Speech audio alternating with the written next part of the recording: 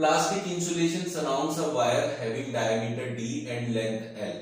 ये length L का है और डायमीटर आपको D दिया है. As shown in figure, a decrease in resistance of the wire would be produced. अब हमें रेजिस्टेंस कम करना है बच्चों. जो वायर होता है, wire is like a road, रास्ते की तरह होता है. आप रोड पे जा रहे हैं, जितना चौड़ा रास्ता होगा उतना रुकावट कम आएगी. और रेजिस्टेंस क्या होता है? एक रुकावट होती है. तो रास्ता चौड़ा कर दो, रुकावट अपने आप कम हो जाएगी. तो रास्ता चौड़ा करना मतलब डायमीटर बढ़ा दो, रेजिस्टेंस कम हो जाएगा. तो हम कहेंगे डायमीटर ऑफ द वायर. ठीक है ना बच्चों? A complete circuit is left on for several minutes, causing the connecting copper wire to become hot. जब भी क्या है, देखिए कॉपर वायर गर्म हो रहा है तो इसका मतलब क्या, टेम्परेचर इंक्रीज हो रहा है. टेम्परेचर इंक्रीज होने पे हमेशा रेजिस्टेंस इंक्रीज होता है, याद रखिएगा. तो वो क्या कह रहा है, as the temperature of the wire increases the electrical resistance of the wire will also increase. तो option C will be your correct answer. ये मेटालिक के केस में होगा, मेटल्स के केस में. A cylindrical conductor of length L and uniform area of cross section A has resistance R. Another conductor of length 2.5 L and resistance 0.5 R of the same material has area of cross section. Area of cross section उस case में पूछा है. तो देखो बच्चों, पहले case में आप पहले रेजिस्टेंस निकाले. रेजिस्टेंस होता है रो L अपॉन A. तो पहले केस में लेंथ L ही दे रखी है, एरिया A ही दे रखा है, रेसिस्टिविटी को रो मान लेते हैं. तो इनिशियल रेजिस्टेंस हो गया रो L upon A. R dash निकालते हैं सेकेंड केस. रेसिस्टिविटी सेम रहेगी क्योंकि उसने कहा सेम मटेरियल. मटेरियल सेम रहता है तो कभी भी रेसिस्टिविटी चेंज नहीं होती. वो कैरेक्टरिस्टिक प्रॉपर्टी होती है, डिपेंड करती है मटेरियल पे. वो जब भी चेंज होगी जब मटेरियल चेंज होगा. इस केस में आपके पास लेंथ है 2.5 L, तो यहाँ 2.5 L लिखेंगे divided by resistance is 0.5 and resistance 0.5 R. तो R डैश जो है ये 0.5 R है. तो R डैश की जगह मैं 0.5 R लिखूंगा rho into 2.5 L divided by A dash. We need to find A dash. तो A डैश को इधर ले आते हैं.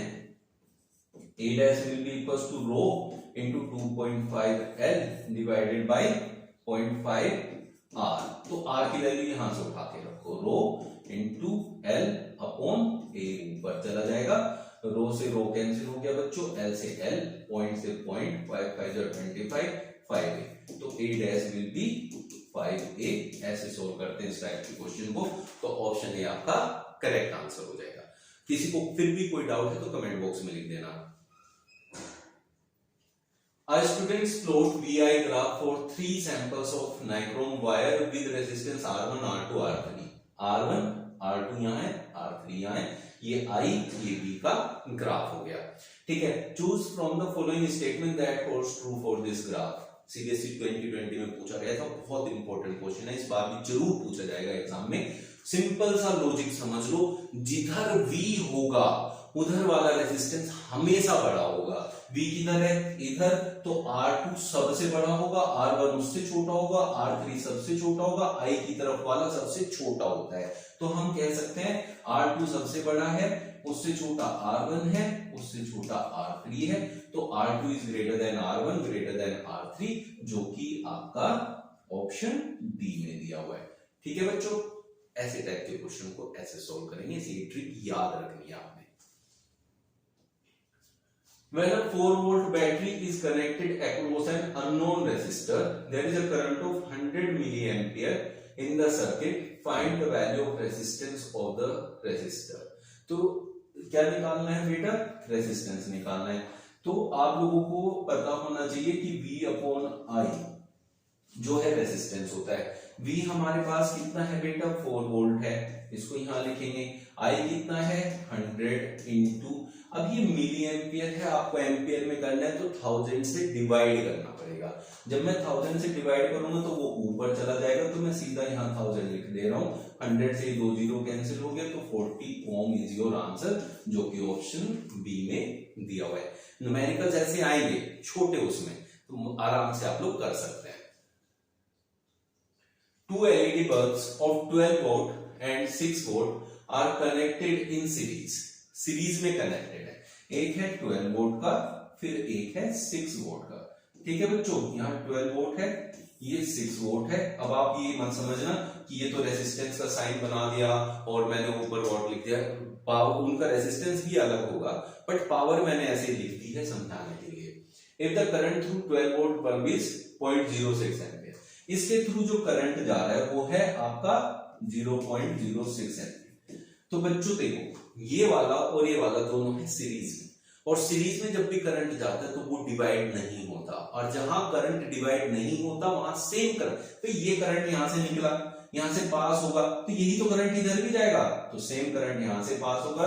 तो option D is your correct answer, क्योंकि उसने पूछा 6 वोल्ट बल्ब से कितना करंट पास होगा। इसके पास कोई और रास्ता थोड़ी है, करंट कहीं चला थोड़ी जाएगा, ये इसमें से इसमें जाएगा, फिर यहां से जैसे निकलेगा फिर इसी से यही करंट जाएगा, तो इसलिए यही सेम आंसर होगा।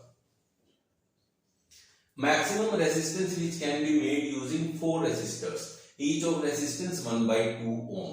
जब भी आपको मैक्सिमम रेजिस्टेंस चाहिए, मैक्सिमम रेजिस्टेंस हमेशा सीरीज वाले केस में होता है और मिनिमम रेजिस्टेंस हमेशा पैरेलल वाले केस में होता है।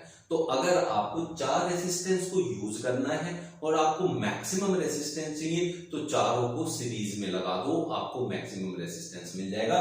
सीरीज में कैसे लगता है कि जैसे ये 1/2 है, सीरीज में डायरेक्ट ऐड होता है, तो इनको चारों को डायरेक्ट ऐसे ऐड कर दो बच्चों, तो आपको मैक्सिमम रेजिस्टेंस मिल जाएगा 2 ओम का। कैसे देखो, एलसीएम पूरा 2 हो गया, 1 2 3 4, 4/2 इज 2 ओम। तो ऑप्शन ए आपका करेक्ट आंसर हो जाएगा। मैक्सिमम चाहिए तो सीरीज में ऐड करो, मिनिमम चाहिए तो पैरेलल में ऐड करो। Calculate the current flowing through the 10 ohm resistor in following circuit. Current यहां से चलेगा, यहां आएगा, करंट डिस्ट्रीब्यूट हो जाएगा बच्चों, तो सबको अलग अलग करंट मिलेगा। लेकिन जो करंट का फॉर्मूला होता है क्या होता है बताइए, V/R होता है। ठीक है बच्चों, तो इस केस में V ये रहेगा क्योंकि V डिस्ट्रीब्यूट नहीं होता है पैरेलल के केस में, सबको बराबर V मिलता है, तो सबके लिए 6 वोल्ट ही आपका वोल्टेज रहेगा। अब जो भी रेजिस्टेंस के थ्रू वो करंट कह रहा है उससे इसको डिवाइड कर लो। किसके थ्रू कह रहा है, 10 ओम के, 10 से डिवाइड करेंगे तो 0.6 एम्पियर का करंट आएगा, तो ऑप्शन डी आपका करेक्ट आंसर हो जाएगा। ये था आज का आपका सेशन। नए सेशन में फिर मिलते हैं कल।